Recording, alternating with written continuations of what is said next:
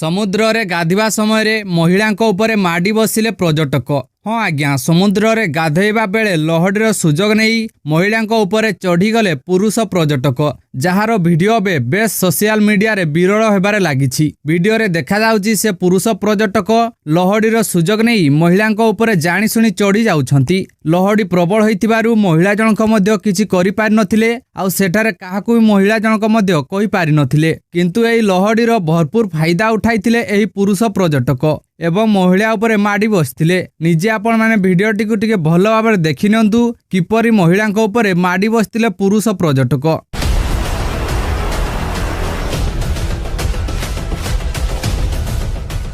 समुद्र रे गाधैबा बेले महिला मानक उपरे एमिति माडी बसिबा कोन ठीक? आपण कोन लागुछि? एमिति करिवा ठीक ना भूल? आपनको मतामत कमेंट बॉक्स रे निश्चय दियंतु।